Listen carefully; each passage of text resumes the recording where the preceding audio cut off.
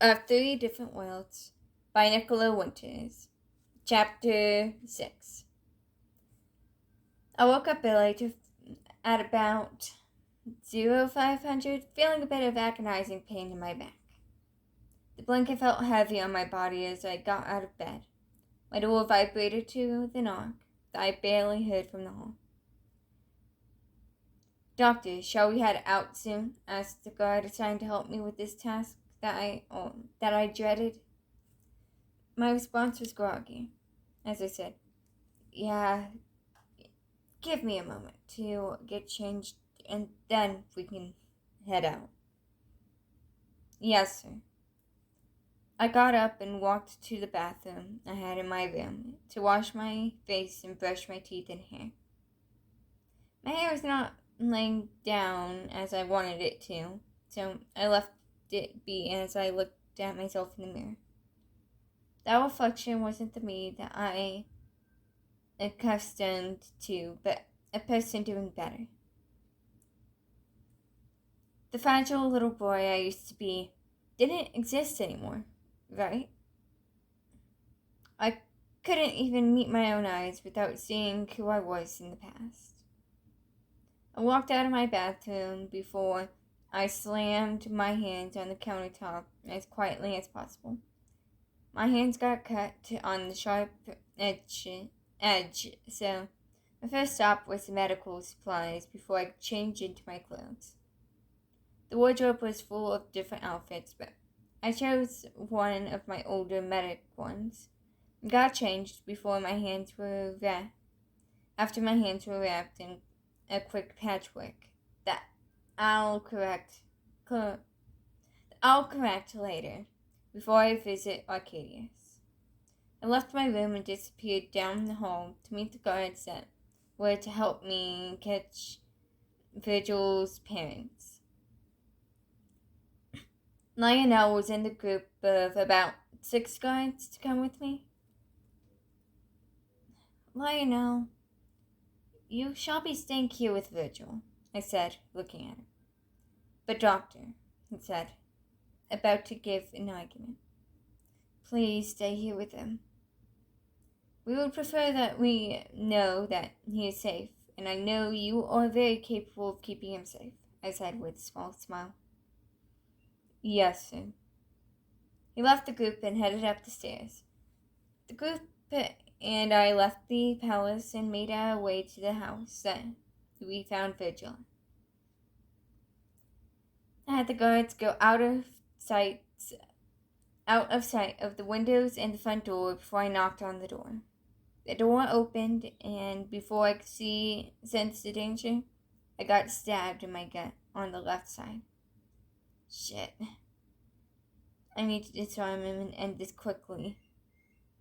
I was on the ground, but his attention was drawn to something else. While he was distracted, I hit the knife out of his hand and onto the floor before I tackled him to the ground and pinned him there as the other guards ran up to him, waiting for orders. "Clear the building," I said, breathing a bit heavy. Make sure to get the female as well." The guards disappeared to my orders and went through the house, clearing it out. After about 15 minutes, the guards came down holding a struggling adult female in handcuffs and a small child following them. The guards helped handcuff the guy I pinned. I sat against the wall, applying pressure to the wound that I obtained from the guy.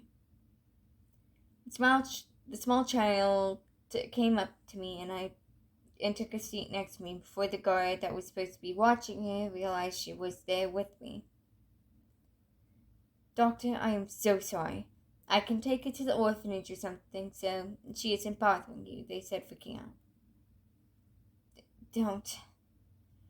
Just leave her be. After all, she isn't bothering anyone," I said with a cough. "Yes, sir," they said, bowing before her, leading the female out. "Hey, little one, you mind me asking what your name is? I asked after changing the cotton I was using to lessen the bleeding enough for me to move almost normally. I can't give a stranger my name unless there is a special circumstance, she tipped, looking interested in what I'm doing. So, what are you doing? I'm working on a wound I can that I can so that I can feel better, I said, trying not to let her see how much I'm hurting. Do you want to see the palace? Yeah, I heard that the prince is so nice, she said happily. There's a wait of a really pretty female doctor there. I miss my brother, though, so I don't think I could ever enjoy meeting the prince or the doctor till I saw him again. The prince The prince has him in the castle if you want to see him. Virgil is a really sweet guy, I said, before packing the wound and starting to wrap bandages around my gut area before taping it in place. How do you know? She asked, tilting her head. I'm that doctor that everyone talks about. I never knew that they thought I was a female, I said with a laugh, smile, standing up, still using the wall to help support me. Got into the room and walked over to us. Wait, you're the doctor? She asked with like an excited puppy. Yeah, I said to her before addressing the guard that entered the house. Could you please pack up the medical supplies and put it back where we found it? The guard nodded and walked off. May I get your name, Little Bit? Little Bit? She asked confused.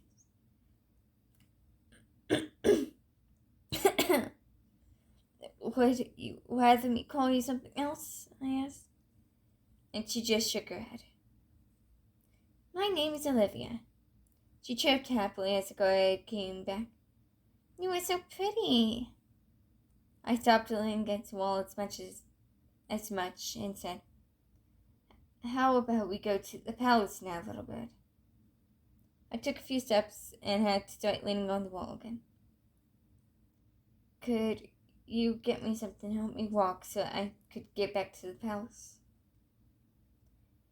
Daddy has a cane you can use, Olivia said, running to grab the cane from his room. She handed it to me, and I saw the guard grab her hand to help lead her to the castle.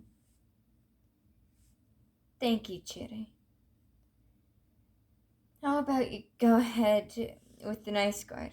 I'll see you later, I said with a smile before the guard disappeared, with her heading towards the castle. I walked towards the palace, which took a while. After about an hour, I made it back to my room and took a seat on my bed for a good 10 minutes before I went to go get a shower. The shower was pretty quick but useful. I got out of the shower and patched my wounds before I got into some clothes. There was a knock on my door, and of course I said, "Come in." I sat down on my bed, and as the door opened, I saw Lionel looking at me like I was foreign. You look terrible, he said quietly, while just staring. His Highness wanted you to come see him, if you have the time. Why, thank you. I'll be heading down there, said, standing up, leaning against the cane I was borrowing. Was Virgil sit down?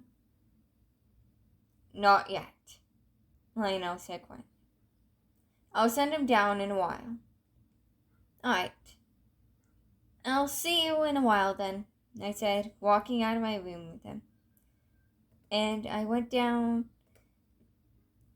the stairs towards the throne.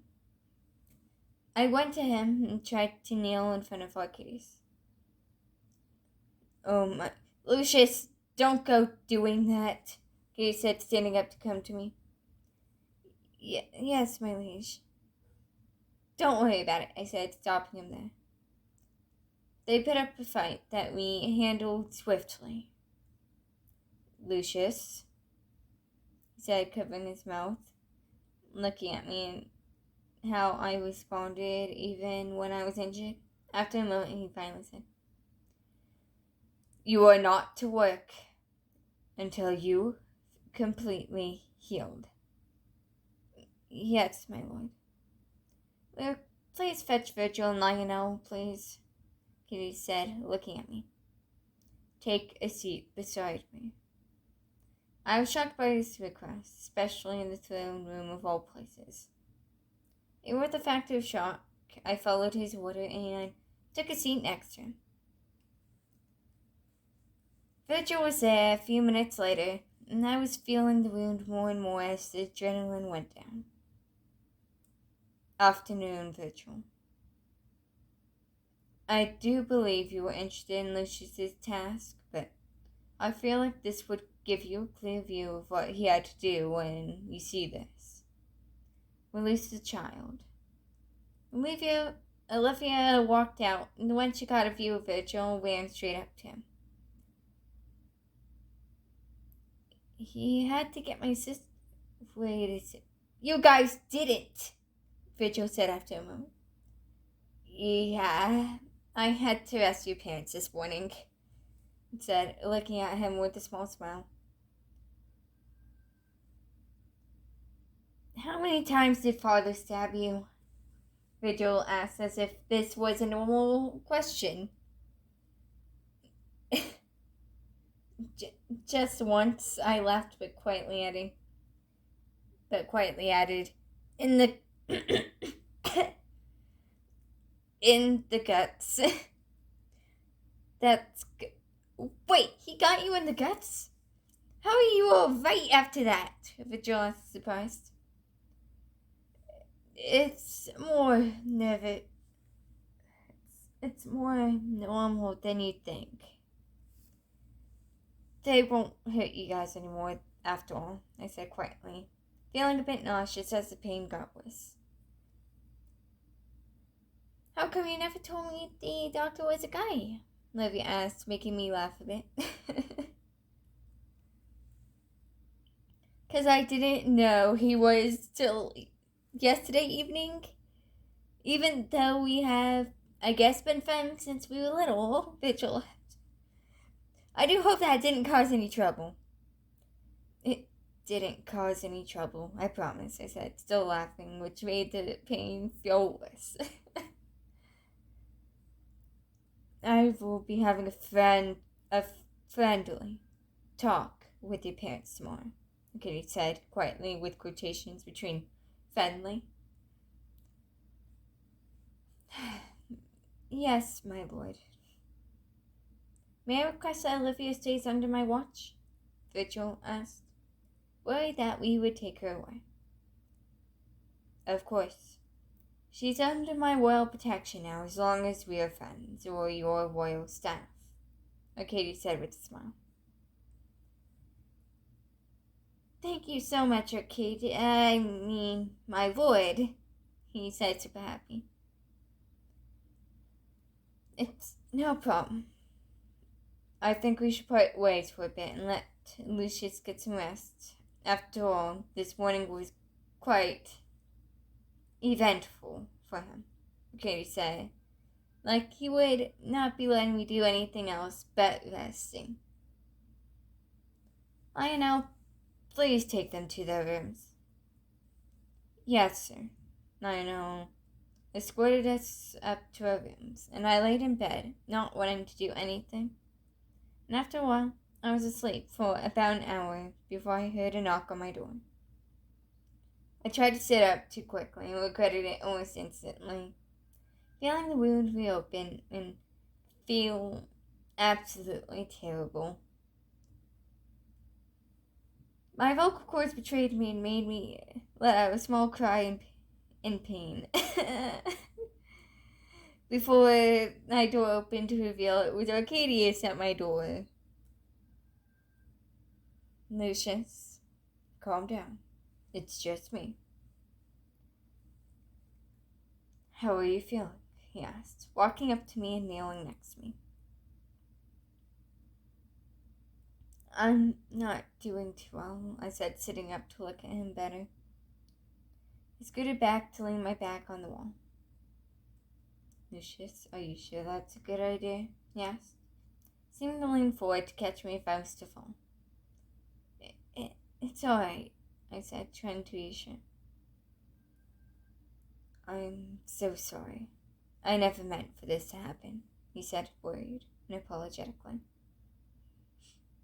He came close enough to me to make us both comfortable and give me a hug, which shocked me more than the hand-holding of yesterday.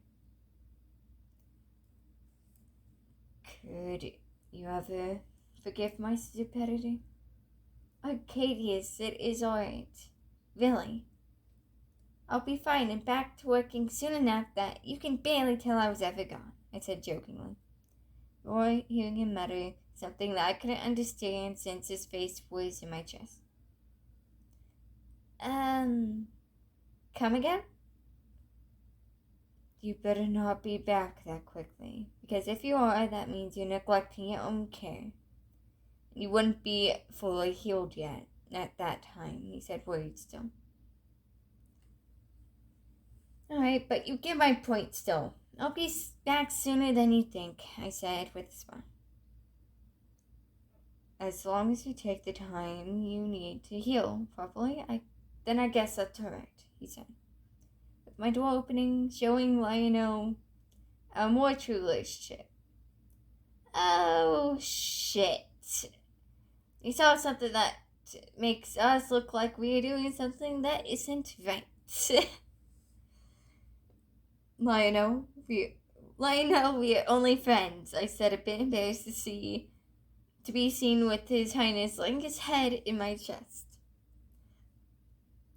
His parents were behind Lionel, which left me mortified. It was a pretty long time before Arcadius realized what I saw. So our son is gay?